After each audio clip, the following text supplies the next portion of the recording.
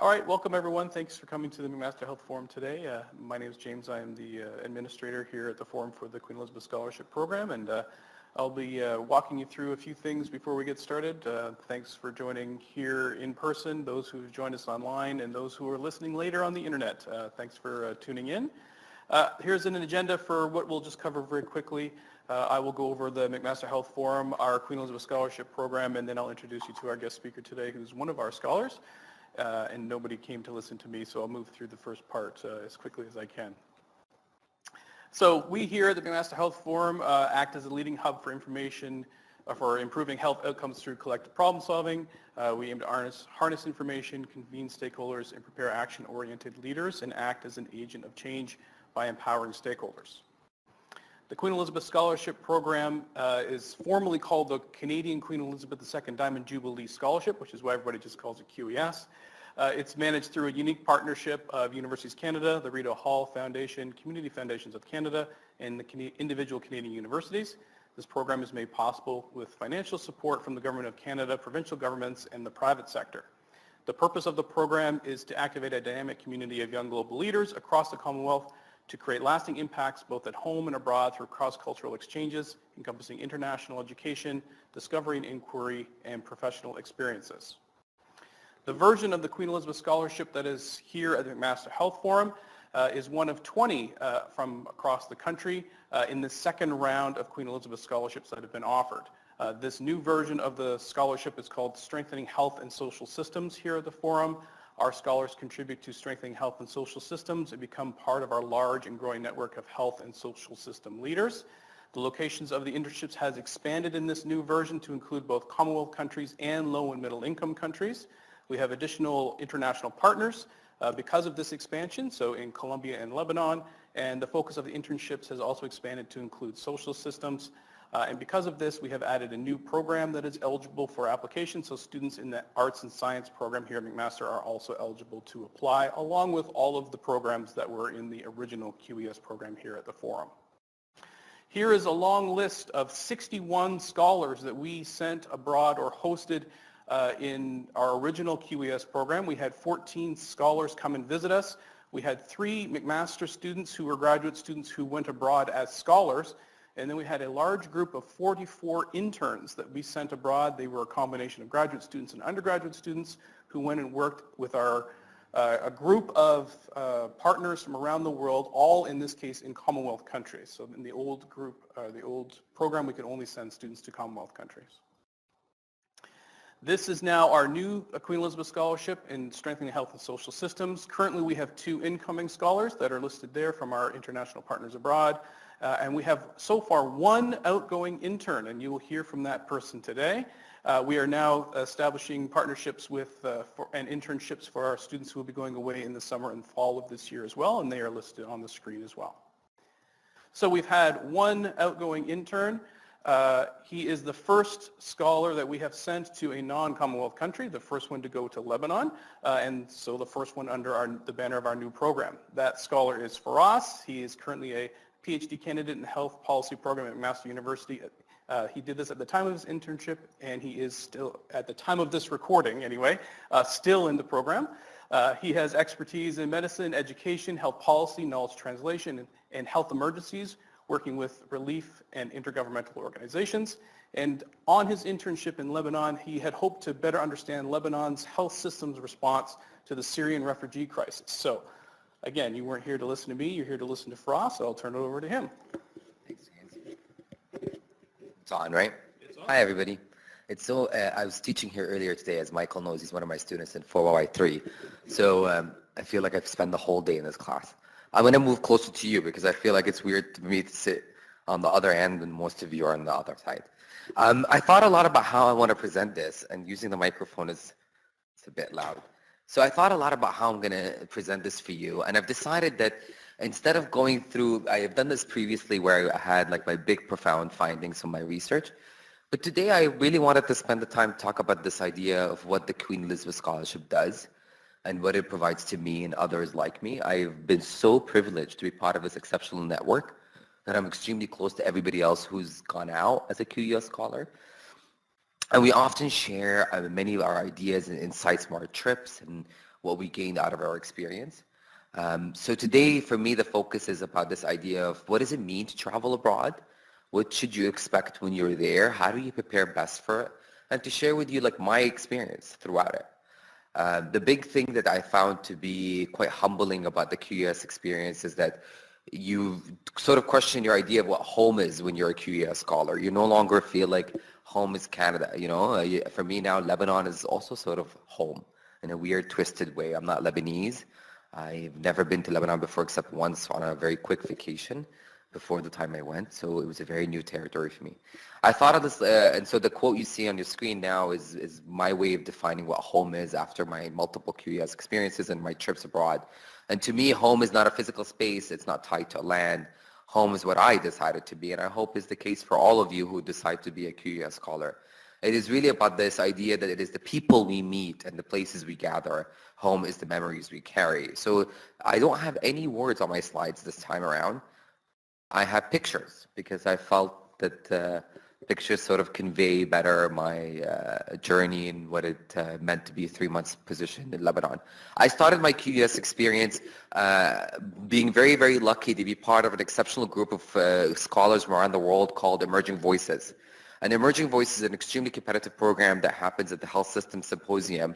And it's they recruit about 20 people from all around the world who are arguably going to be people who shape the health policy agenda. And so the team at AUB at American University Beirut, where I was going to be hosted, were actually part of the organizing committee for HSR, which is if you're involved in health systems and health policy, for us, it's like the Oscars. It's like the biggest deal that we'll go to. It happens every 2 years in one city around the world. It's going to happen next in Dubai in 2020. And my host institution, the K2P Center, is the organizing one. So this one, Liverpool, was a big deal for them because it was setting the stage for Dubai. So I got to start my internship by being in Liverpool for about 3 weeks. And as you can tell from the pictures, it started off amazing. I was heavily involved in thinking about health systems and health policy, but there was a big component about community involvement. So we spent a lot of time, and you see the picture on the far right.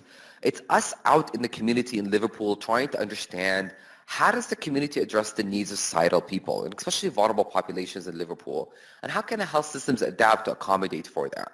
And so it was a very, very cool experience because one day we were spending it in an orphanage, the next day we were spending it in shelter homes and abused homes, and then we saw cool housing projects that were done to sort of reinvigorate cities or parts of the city that needed redevelopment. You really felt you're part of the community. You didn't feel like Liverpool almost after 3 weeks felt like home. The point where I had a routine, like I would go grocery shopping after the long day of meetings, and I would go to the gym and come home. We went for a run in the morning, as you see at the far left. I started this whole like running club because for me, as somebody who travels often, and this is an advice for any QUS scholar, is really try to make sure that you practice your usual routines you do at home abroad. Because 3 months is a long time. And though you might think it's not, it is. And you want to have as much of familiar habits and things you've done at home while abroad. For me, I do CrossFit here in Canada every day. I knew that CrossFit in Liverpool was not really feasible because I don't have a car there. It's going to cost more money. So I was like, what can I do that sort of gives me that kind of sense of routine? It was running. So I've identified people that I knew who wanted to start this like running club, and we would run every single day. We didn't run that much. But for some reason, that was really comforting to me.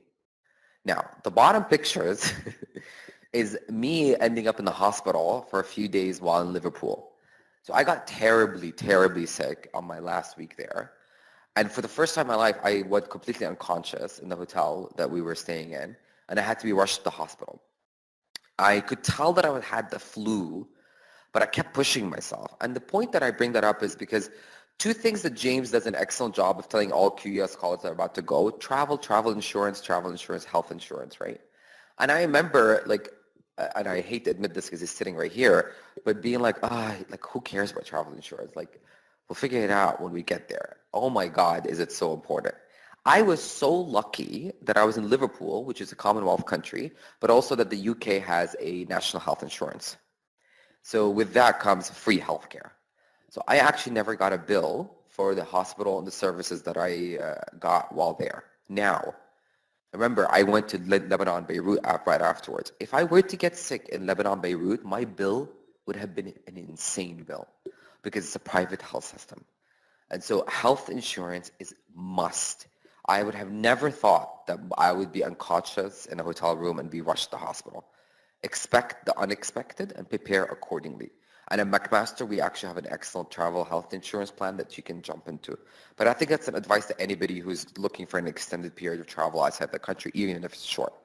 All that to say, my Liverpool experience was the best way to start my internship because it helped me meet the team that were going to be my host institution. But it also got me thinking about like health systems and health policy that happens in different parts of the world, right? Like this is a symposium that attracts more than 2,600 people from all around the world, the top researchers in health policy and health systems research. So engaging that conversations for a couple of weeks about like what is it the next agenda is like when it comes to health system strengthening was really key to help me when I go to Lebanon see that in action and implement my own plan there. So I got to AUB, the American University of Beirut, the K2P Center, which is the Knowledge to Policy Center, modeled after the McMaster Health Forum by Dr. Fadil Jordali, who's director of the center there. I don't. How many of you in this room? I know I can't talk to people online, but how many of you in this room have ever been to Lebanon?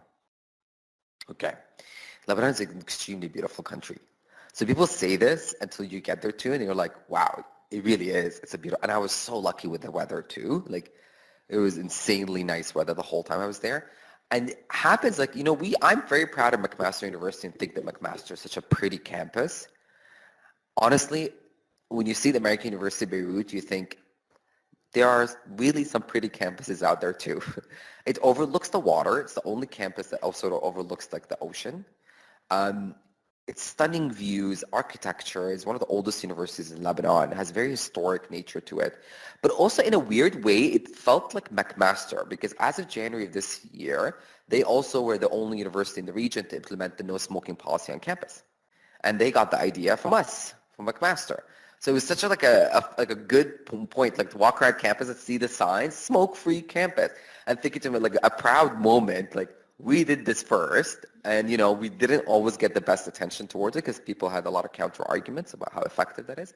But nonetheless, it was nice that AUB is trying to like model good behavior from other universities. The university is stunning. My center is incredible because what it does, the K2P Center, is it tries to do what the McMaster Health Forum, which is give policymakers and decision makers access to best available research evidence through synthesis and production of it and help them inform their decisions. So it wasn't really that foreign to me, but they do things very differently than here. It's a different context that require different ways of doing things. And that needs a bit of time to reflect about how to best come to acceptance with that, but also where is my level of contribution? The far picture on the right is my mother, actually. I don't know if you can see her, but she's like hidden in the middle of the B and E. She came down to visit me, and we spent time in Beirut together, and I'll talk about it in a bit.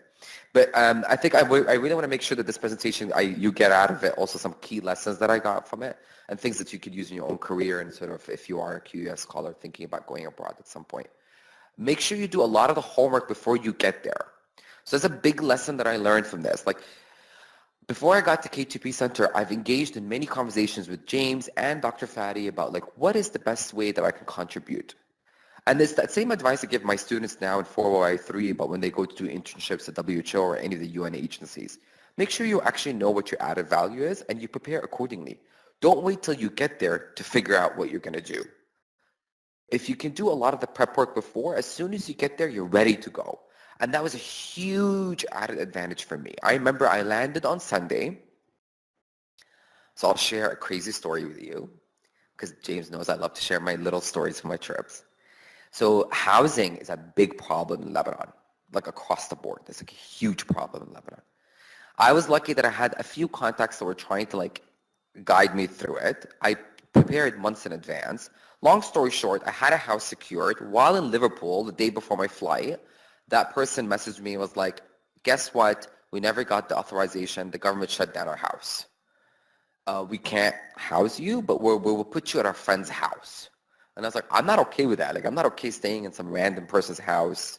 Like that's just so foreign to me. So I was like freaking out. But because the host institution was with me in Liverpool, they could see that, oh my God. And I was like, guys, I need your help. I just got this news. How can you help me? They stepped up completely and they're like, we'll contact everybody we know. We're going to try to get you housing. And that's what ended up happening. Like literally, guys, it was like the day before my flight, the day off my flight.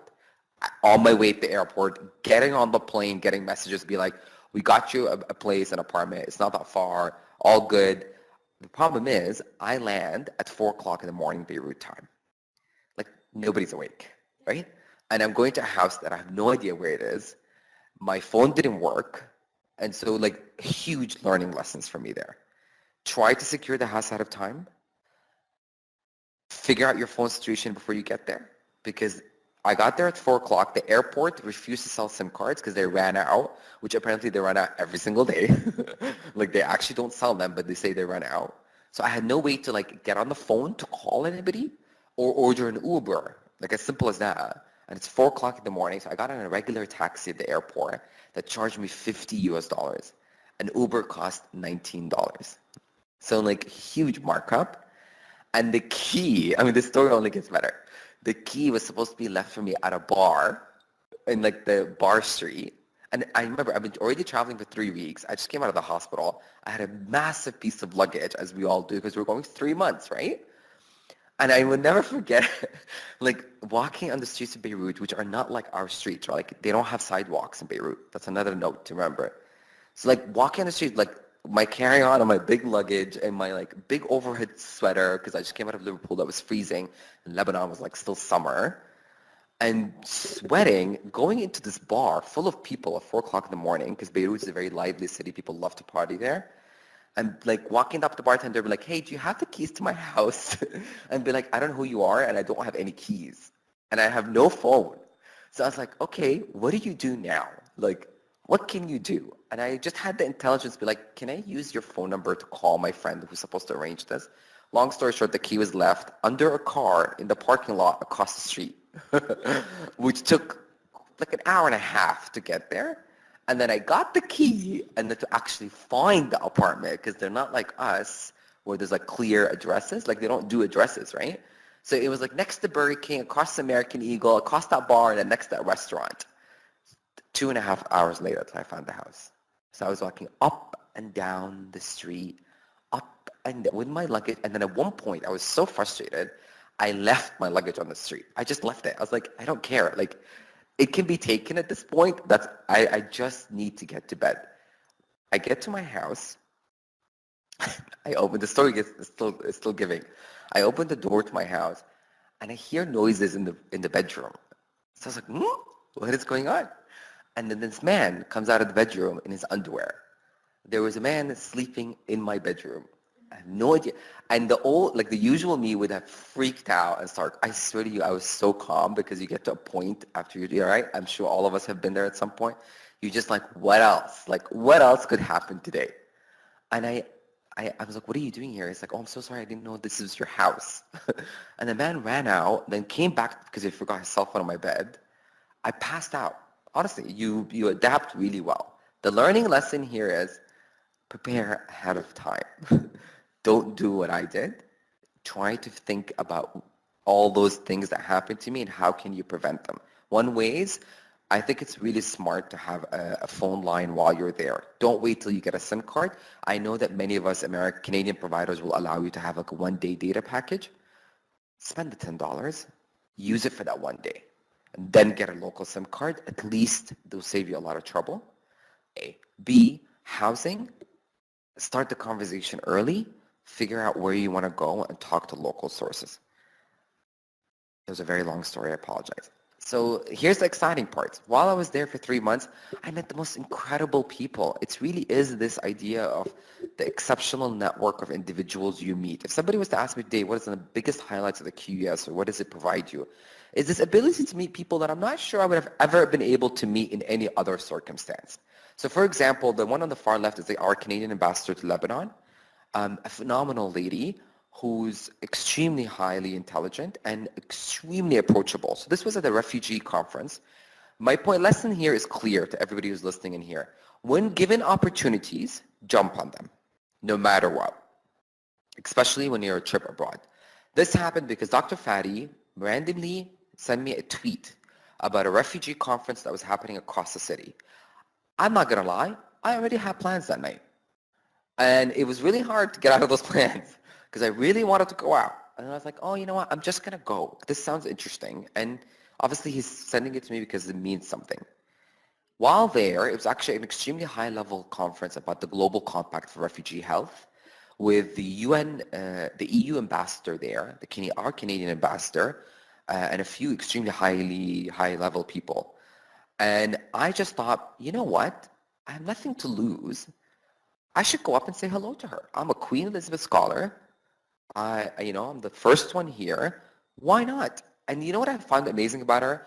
Is that everybody else, all the high-level people, heads of states, there had insane number of Secret Service people, like security, and she had none, like zero.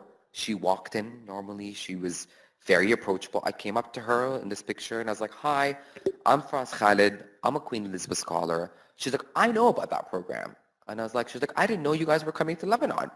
And so I explained to her, I was like, actually, this is what we're doing. This is where I come from. There's many scholars that come here along the way. And it was just nice to have that like chat about QES and the level of education of Canadian scholars abroad. And she was telling me tips about Lebanon and where to eat and where to go have coffee. And I thought, I would have never done that. So the lesson there is put yourself out there. Don't take becoming a QES scholar for granted. Take that 3 months as an advantage to test your limits of how much you're going to get yourself out of the comfort zone. The picture in the middle is me and all my friends that I made at the K2P Center, we're still, Dr. Fadi is the one on my left, on my right. I'm extremely close to them. They have become a second home family. They're an amazing group of young, super smart, highly dedicated individuals that are very passionate about the work they do, and they were the most hospitable, honest to God, the most hospitable group I've ever met in my life. People talk to you a lot about Lebanese hospitality, but oh my God, there's nothing like it. I mean, the amount of food I ate, I'm still trying to lose that weight.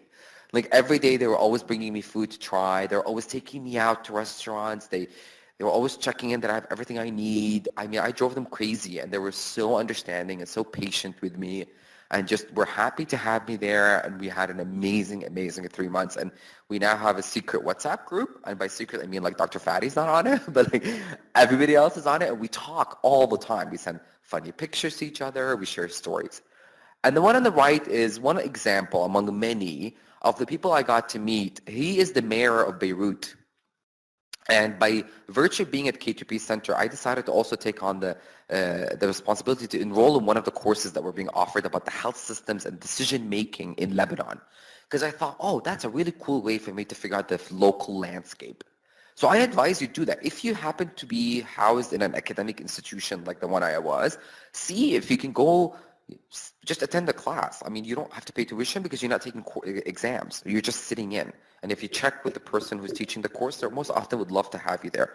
So Dr. Fadi was very kind to allow me to be there. But in addition, this course was cool because every week they would go and meet somebody in the city. So they went and met the syndicate, the Ministry of Health, the pharmaceutical people. Then they met the mayor of Beirut. And that's when we went to the city hall. And he was talking, Beirut has a big problem with trash, like a huge problem with trash. They've been trying to figure out for years how to get rid of trash, and they've been dumping it in the ocean, which is a big problem.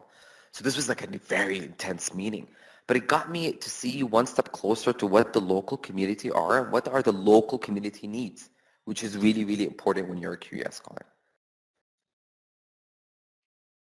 So among the things that I did there, sorry, this clicker, was I literally visited every single NGO that existed in Lebanon, the big ones at least, UNHCR, MSF, WHO. I had meetings across the whole entire city, which I feel like now I know Beirut arguably better than some of my friends who are Lebanese who come to Beirut. Because I spend almost every day in an Uber. I became so good at Uber that I'm a 4.95 star rating. And if you know me, I have a serious competition with Uber ratings because my mom is 4.99 because she secretly tips them. And so like I'm very serious about my Uber rating. I'm trying to get closer to my mom. But I spent the whole time, I didn't drive there, in an Uber trying to get to places. So I advise any QES scholar that is going to Beirut, you must have a Careem, which is the equivalent of an Uber app, or Uber app ready to go. Like have that thing ready because you're going to be using it a lot. And it's also really cheap in Beirut. Like the most I've ever paid across the city for an hour journey is $6. Yeah, it's really good. And also because I strongly do not recommend anybody from Canada or McMaster who go to Lebanon to use public transport. It is not an option for us because it's sketchy, it's hard to figure out. I strongly stand behind that statement. Use an Uber or have friends drive you. One of the things I also did while I was there in my internship is that I had the privilege, Dr. Fadi was very kind to say, where do you see a value of contribution? So there was two big things I did while I was there, three actually. The first one was I was really trying to work on a workshop to help the local team.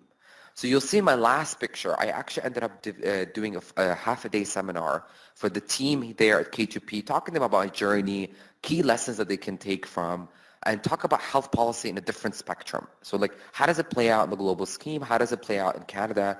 What are some lessons that they can take? And quite open it for questions. And the second one, I wanted to add something to AUB itself. I wanted to give back to the institution that housed me. So Dr. Fadi said, I'm more than happy to actually have you take over a class. And so he gave me his last class, which is the picture in the middle. And I taught, I spent a lot of time reflecting about this. Because remember, I spent 3 months there. So for 3 months, I was learning about their systems. So, and throughout the 3 months, I kept thinking in my head, how does that play out with our system here in Canada? So my final lecture was me presenting those findings that I've been thinking about for 3 months of how does their system play out differently? What are some similarities and what are some differences? And we opened up for a very nice discussion with a bunch of students. It was actually a really, really fun experience for me. And I'm so grateful for Dr. Fadi for giving me that chance. And I also, by virtue of being at AUB, I was exposed to a lot of cool events that were going on. And by cool, I mean, for me, my area of interest is refugee health. And I'm in a country that's the second country that hosted the most number of Syrian refugees in the world. So trust me, the topic of refugees is everywhere. You just have to find ways to navigate to get to it. And there was always cool talks happening. So I found myself I'd be sitting in the office for all day working on workshops or helping them with their own work, but then I would go off for a meeting for 2 hours and come back super stimulated, very excited about what I just learned, and it helped inform everything else I was doing there. But I also spent almost every day, and you can see my caption for my Instagram, every day, all day, at the Ministry of Health. I don't actually want to see that building ever again, because I was there every single day. And traffic in Beirut, people complain about it, but I promise you it's the worst I've ever seen. It is a nightmare. You become really, really good friends with Uber drivers. So I've actually listed that in the travel guide that I made for people. I have amazing contacts now because of Uber, because you're in the car for a ride that's supposed to be 10 minutes, you're there for an hour and a half. And so you get to know people really well and you develop networks and relationships. So immerse yourself in the community. I think it's a good idea that, the more you engage with people that you meet there, the better it is for you. So while I also was there, I was planning this idea. So my research work for my PhD is about how the health system was able to respond to the Syrian refugee crisis there. And I really wanted to sort of see that on the ground. I was so privileged to be in a country that's dealing with an influx of Syrian refugee and battling with ways to be catering to their health needs. So for months and months and months, we kept trying to see if there's a way to go to actual camps, the Syrian refugee camps, and see it in real life. And I shared the story in articles that have been written about it and in interviews that I've had since then, where it literally happened 8 o'clock that morning. We got the go-ahead to go. I remember I woke up the pictures you see is from that day, waking up thinking I'm just going to go to the office, to getting a call being it's clear to go, the car's coming to pick you up in half an hour, get ready, you're going. And just that rush of emotions of being able to think on your feet very fast and be all right, this is happening. I'm going to go see this work that I'm so passionate about in real life, in actual current context. So we traveled about 3.5 hours away from Beirut and you see the picture on the middle picture, it says the Syrian borders. So we got the Syrian borders. And I remember I shared this in an interview. I had no idea where we're going, which is a big mistake. You should always know where you're going. But I trusted the team at K2P, and they said, you'll be okay. So I trusted my host institution. And I remember just seeing that sign, and that's when I freaked out. And I thought, whoa, I am so close to the border. And we were literally at the border where the last part of the war was still happening. So there's still active shooting happening between the two communities. It was intense. It was a very rewarding experience. I'm not going to spend time talking about it today because I think there's been enough coverage about my trip, and you're more than welcome to see the footage. There's an article published about it. There's more footage. So if you have any questions about that specific experience, I'm happy to answer them. All that to say is that I really got to see two communities struggling to figure out how to cater for a population that's very much vulnerable and needs help. And it really changed who I am as a man and as a scholar and as somebody who is hoping to influence policy at some point.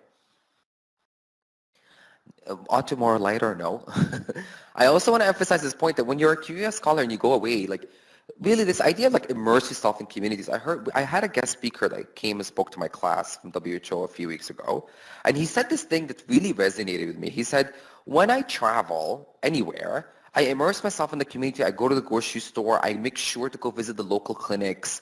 I go find the market. I go to the local gyms because I want to see how people in that community live. And he was in charge of informing policy at a global level. And I was like, yeah, that is exactly it. When you travel, you really got to immerse yourself in the community. And we can say that all we want, but how does that look like? So the way for me, it looked like, I remember when I first got there, I debated, should I join CrossFit or not? I thought, like, oh, it's probably going to be really expensive. We don't have that much money.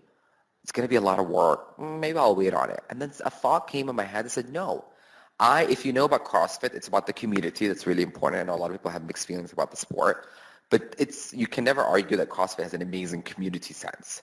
And I was like, you don't know anybody here. Go join CrossFit. And that's what I did. Literally, I forced myself. Second day, I would have never done that in the past. Got myself to a CrossFit box, changed everything for me. And my advice to you, it might not be CrossFit for you, but figure out a community that you're passionate about that you can tap into when you get to that country. Because I think that changes a lot because you're already automatically involved in some kind of sense of belonging in that community. And the CrossFit there was amazing. They were very welcoming. They were very friendly, but it also gave me a routine. So like every day at 6 o'clock, I had to go to CrossFit. That's when the class is offered. It was kind of nice because then it felt like I wasn't, you get that feeling when you go to a country and you're like a tourist. Like you still feel like you're a tourist. You're like, oh, I'll take a 3-hour nap. It's not a big deal. But when you have a structure, it's sort of like you jump in quickly to, no, this is home now. How do I, adapt to it? And then I had my mom come visit, which is great. And my point to that, first of all, it's a shout out to my mom because she's listening to us. And second of all, because I think that it's nice to have family come visit you if you can, or a friend or a partner, whatever the case is, because it forces you to go outside of what you're doing day to day to explore the country. I don't think if my mom didn't come, I would have seen the rest of Lebanon, which is a magical, beautiful, beautiful, beautiful country. So it was nice to plan that and get me out of my Beirut downtown campus home. I want to end this by saying that my trip and the things that I get to do and experience don't happen out of vacuum. They happen by many people, many, and I really emphasize that, to stand behind me, to support me to get to that point. And I think the most important person to me that comes to head first and foremost is James, because I think that his instrumental way of being a very effective leader and guiding all of us, QES Scholar, and how to navigate very complex, often work situations in different countries has been instrumental. I've known James now for 4 years, and he's been one of the most influential people in my career, and I'm very, very blessed to have him as a friend and as a guide and a mentor. And besides James, I think the team you see in the picture at the host institution, my supervisor, John, but also my fellow QES scholars. I mean, I cannot underemphasize the point about how important, I'm not sure underemphasize is the right word, but I can't emphasize enough how important it is that QES is about that network. It really is about those global leaders that will support you and guide you throughout. And I feel privileged. I don't take it for granted. I'm really humbled by that idea that I'm not alone in this, that there are many people who are doing similar things to me. I'm now, because the QES program has been around for a bit longer, it's such an amazing thing when you meet another QES scholar. And then they're QES and you both get like excited and like, where'd you go? Where'd you go? And like, oh, how much money did you get? And then we get in like the money conversation for like half an hour. But it's this network that will always stay with you. I relate to it because I did International Baccalaureate, the IB program, when I was in high school. And for me, I'm 35 now, but even today, I swear to God, just recently I met somebody, like a 23-year-old who did IB, and I turned back to my 17, 16-year-old ways and be like super giddy about like, what courses do you take? What was your thesis about? It's that network. It's that idea that you have one thing in common that you can understand where you come from. So my best of wishes and luck to everybody who's sort of going out there in the world as QES Scholar, but anybody else who's not even a QES Scholar who's looking into immersing themselves in local communities to shape the way things are done around the world. Hopefully this brief talk, well, not that brief, 35 minutes, has been some kind of informative. So I'm going to open the floor to questions. I've also created a travel guide. So what I did the past few weeks is I asked everybody that's been emailing me that had an interest in my session to please email me any questions they might have. And so what I ended up doing is developing a practical guide from Lebanon that's still under works, but I mean, it's better, over time it gets in a better shape. And anybody who's traveling, I ask that you add to it. James will upload this and send you copies. I haven't made enough copies because the printer ran out of paper. But we will upload that so that all of you can have a copy. You just want to share it for now. So this document, I just say like places to live. I'll spend just quick 1 minute, James. I'll just go over it very, very quickly. So the first thing is places to live. If you're going to be at K2P Center at the American University of Beirut, you should really live as close as possible because, again, traffic is a nightmare. You don't want to spend your time trying to get to work. I walked every single day, and it's a privilege. So, like, make sure you live as close as possible where you're going to be. But that's also not just about this experience. I think in general in life, you should always live close to where you're going to spend the most time. It makes life much easier. I provided some key contacts of people that I've already established a relationship with and told them that many of our scholars will go there. So Wasim is one of them. And because I had a terrible experience in my first house, I moved out after my first month. So I spent the first month, I already signed a contract and paid for the experience that I shared with you, but my mom actually forced me to get out. And so but it was nice because like it gave me that 1 month to look for another place. My advice to you is actually what have been a smarter idea, what I wish I have done, is Airbnb for a week or get a cheap hotel for a few days. And once I'm there, because Beirut is one of those weird cities that you can't get housing before you get there. Like, no matter how much in advance you try to get housing, it's much better when you're on the ground. So it would have been much smarter. Get there, spend a week in an Airbnb or a few days in a cheap hotel, find a house, and then lock it in. It's much better idea. I also listed the whole list of places I ate. And by the way, this list is really, really long. I only focus on 13. But I ate a lot in Beirut. The food is incredible. I just want to make a point that something I learned quickly. Everybody told me that AUB cafeterias. If anybody who's going to K2P, I know Abir is on the webinar, right?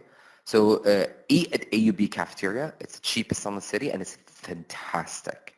So I would never ever like eat outside. Like AUB cafeteria is really good. Places to exercise, places to see, and then frequently asked questions is the most important part that I want to get to. So visas, I think that the document is self-explanatory, so I won't go over those. I'm just going to answer questions that are not on the document. So I got questions about, I already talked about the experience of the work environment in K2P. The dress code is just like McMaster. I think you should always dress professionally. You are a Queen Elizabeth Scholar, and I think it goes without saying that no matter where your internship is, you should be dressed the part. Workspace expectations, they'll make that for you. Work schedule, you decide that with the person who's charged there. Sorry, those questions are not on the, yeah, I'm just answering questions that I didn't feel they needed to go on a guide. What sorts of work were you involved with at your time at K2P? I've answered that. Opportunities you're involved in. So I also got involved with local communities. So I identified charity organizations that were doing things that I liked. I emailed them on Facebook. It was very simple. And I said, hey, I'm here for 3 months. Your organization does really cool work. Can I get involved? And there were 2 organizations specific. One invited me to be involved in their documentary. They were doing a documentary about street kids.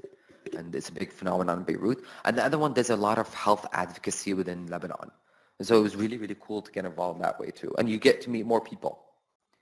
Any skills, the question was, are there any skills you feel would be relevant to helping me navigate the task assigned to me at K2P? I think that if it depends on what you're going to go do there and what your ambition is, right? Like if you're going to go and want to like teach a course, then you probably should have some kind of teaching skills ability. If you're going there to write an evidence brief, then at least pull up the evidence briefs that are available on McMaster Health Forum website and be familiar with what they look like. But it all depends on what kind of work you want to do when you go there. And I think they're quite flexible and giving you freedom to think creatively about ways you can contribute. Did you have a specific supervisor at K2P, or did you have several different ones? Well, I always used to joke that my boss is James, and my supervisor is John. And so Fatty was great, but also it's a very busy center that's short-staffed and has a lot of work. So like you don't want to be a burden on them. So the idea of having yet another supervisor there, I didn't. But again, I have to say this is very important. I'm also a PhD candidate, so it plays out very differently for us. There's no expectation that you'll have a supervisor. You already have one by being a PhD candidate. So if you're an undergraduate student, yes, you probably need a little bit more guidance, and you're probably going to need somebody to sort of check in on you. I'm much older than everybody, the team at K2P, so it was a very different dynamic. One of the previous scholars visiting South Africa found that the respective policy institute offered a series of training opportunities for skills relevant to policy making. In your experience, were there a lot of training opportunities for skill development in K2P? Absolutely. I think by just virtue of being there day in and day out and listening to what the team members are doing and actively engaged in the activities they're doing, you learn a whole lot. I've learned so much from being there for 3 months, day in and day out. I would come in the weekends too, just because I wanted to, and it was hugely instrumental in my learning. Last question is, I've heard from James that Lebanon is a relatively more expensive country. Did you find the $6,000 provided by the QES program to be adequate in covering those costs? No. But I think that's the case with, Lebanon is an extremely expensive country. And with that, you have to figure out ways to manage the budget you have. Do I think that $6,000 is a generous allowance for us scholars to go abroad for 3 months? Yes, I do. It all depends on the context you go to. So Lebanon is expensive one, save money, but also figure out ways that you can sort of save things. So I wrote things on my help sheet about that. I wish I bought a box of Cliff Bars from Costco before going there. I know you laugh about it, but I swear to God, like they're so expensive there. You know what else I wish I bought? A big peanut butter jar. I tried to buy peanut butter there. It was like $23 for a small jar. So I wish I did that. Like I wish I might carry on. I know it's heavy and annoying to carry around, but I wish I like put bars and peanut butter. They just stuck in my head as two things I would have liked to have, couldn't afford to get them while there. Housing is expensive in Beirut. Housing on average can cost you between $700 US to about $1,200 US for a month. And that's just the way it is. Like there's no way around it. Eating out is the team at K2P was fantastic in telling me the cheap, good places to go eat. So I ate a lot of good food. Like I was never hungry. I overate. Food was not the issue. Like don't worry about you not having money to eat because there's a lot of good, cheap options. The most expensive things are phone. Phones are crazy expensive there. Like it costs about $100 to get a phone card, SIM card, and data, and it keeps running out. It's a nightmare. I almost want to say I urge everybody to sort of explore their local Canadian provider and how much they're offering for a roaming package. It actually might be worth it for you just to use that because you will never really need to do local calls. It's very odd. And if you do need to make an urgent local call, you can ask the people at the K2P at the American University. I know I have only 15 minutes left, so I want to open up to more questions because I can go on for like hours and hours and hours. Security is an issue. Lebanon is considered a high-risk country, I think. There's a travel advisory for it. Doesn't mean that Canadians can't go. It just means they need to exercise a high level of caution. As even though I was a graduate student and I didn't know that it was different for grad and undergrad, I had to go through a lot of forms to get approval to go because McMaster takes our safety extremely seriously and they don't want us to go to places that, so you have to justify why you're going. So that's just from an administrative point of view. You have to definitely make sure you get your forms right. The university has to sign off on it. Check the Foreign Service website, Canadian Foreign Service. It tells you the update on the alert level in the country every single day. Having said that, I've never felt more safe than I did in Lebanon. And I have to say, I am also a Middle Eastern man. Unfortunately, I'm sure that plays a bit of a factor, right? Like I would walk out of a bar at 2 o'clock in the morning, never worried. But again, I speak the local language. I look Middle Eastern, and I'm a male, which in that context does play a difference. I'm not sure a female walking out of a bar at 2 o'clock trying to get home is equally safe. But I would argue that is the case anywhere in the world. Like, I don't think that's specific to Lebanon. I think that in Hamilton, where we live, is to be the same case, right? So the only thing I say is that if you stay within Beirut, you're very, very safe. So that's downtown core. The minute you try to, like, if you go away from Beirut, it's fine. You're safe if you go to touristy places. But, like, don't go to the Syrian refugee camps where I went by the border of Syria. Like, that's a no-no unless you have an explicit reason to go there and you have authorization to do so. But for the most part, yes. In Lebanon, I can only speak on that country. I don't know about other contexts. I felt extremely safe. You exercise the same level of caution you do anywhere else in the world. The only problem with Lebanon, which is important to note, is that I wrote in the document, it's a cash country. So many places don't accept credit cards. So you often have to have cash with you, which I hate doing. Like, I hate to be traveling in a foreign country with cash on me, because it's like an extra security thing you need to worry about. So my advice was, yes, every week I would only pull out money enough for that week. So I wasn't pulling up, and the counter argument is you're charging that ATM fee. So one way around it for me was I upgraded my banking. I have RBC, the Royal Bank of Canada, and they have an option called the VIP account, which is like costs you $10 a month. But that $10, that means you can use your ATM card anywhere in the world for free. So when I calculated the fee, it costs around $5 every time you withdraw from a card. It was worth it. So and by the way, you can cancel that as the minute you come back. So you're only paying it for like $30, and I can pull money when I need it, not worry.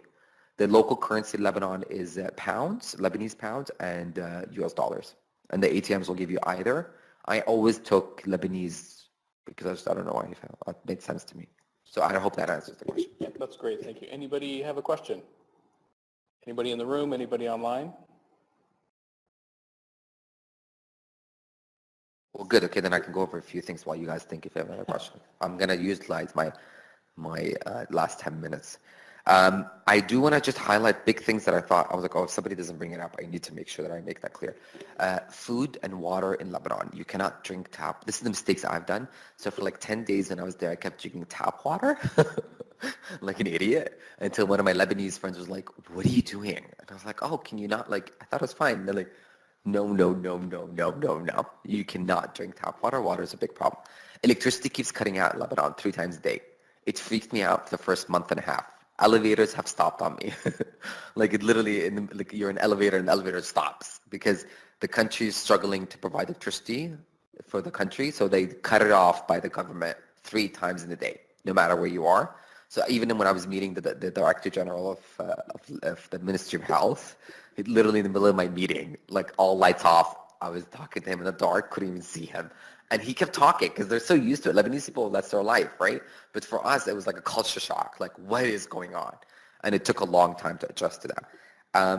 Otherwise, I think that the cultural norms of the country are important for you to understand. So spend as much time as you can before you get there to understand what the context of Lebanon is, which I didn't do, and I wish I did. Lebanon is full of different religions, sects, political affiliations, and they play out. You see that everywhere. So my advice, which I made very explicit in my guide, never ever bring up religion or politics. I think that's the rule even here, but even more so in Lebanon. Other peoples will talk to you about it. Don't fall in that trap. Because first of all, we don't know their politics, and we do not even want to try to understand that because it's very complicated. The country has gone through not having a government for a long time. For years and years, they had no government, imagine. So, like, there's a lot of different opinions about how the country should be run, so just be careful with that. Otherwise, I think the best thing you could do while in Lebanon is to really eat the good food, expose to yourself as much as possible the local community, get involved in organizations. Don't just stick to your host institutions. If you have the time, do that. One of the questions that I got is, like, did you travel in the region? Honestly, I didn't have time. And also, Lebanon is a great country. I wanted to spend the 3 months just in Lebanon. So I didn't travel anywhere else. I stayed in Lebanon. And I think you'll see if you go there, that's where you're going to spend most of your time. Because during the week, it was very hard to go outside of Beirut. So I took my weekends, like one day of the weekend where I would do fun things. And there's really cool areas in Beirut. It's like a very lively city, huh? Like has a buzzing night scene.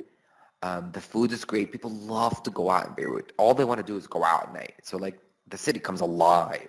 And especially if you're an intern going in the summer, good luck because it's like crazy busy. It's at its best. I was there in the fall, winter, so it was like it was nice. It was all the local people, not as many tourists in the city. I loved it. I walked everywhere. And that's the other thing. Like to answer your question about safety and security, I've walked everywhere. So I used main roads. I was careful and smart to only use the main roads that have lights on them. And I never felt unsafe. So I'll end that. Last call for questions, online, in the room with us. Thanks, everybody. I really appreciate it. Yeah. I think you've covered everything that they were interested in. I guess. I feel like also a lot of people have heard a lot of this stuff from me before in different ways. So I appreciate your patience with me. All right, so we'll draw this to a close. Thank you, Firas. I have one last slide to go through with everyone just as a formality. So thank you very much, Firas, for coming. Thank you those of you who joined online, those of you who joined us in the room here. Quick things about the slide that's on the screen right now. If you have any interest in our Queen Elizabeth Scholarship Program, feel free to visit that first link. It has all the information that you need to know about what it's about and how to apply. The second link is a link to our presentations and webinars. So all of our scholars do a session just like this one. So all of them, as they are booked, get put at that second link. We have another one next week for those of you who are interested. And then our scholars, we encourage them to write blog posts, which is more the personal side of the trips that they go on. And you will see those blogs at that third link that's on the screen now. Follow the forum's Twitter handle and on Facebook. And then, of course, the hashtag for QE Scholars is there as well. So that's all the information you need. Thank you again, Firas, for another excellent presentation. And thanks, everyone, for joining us.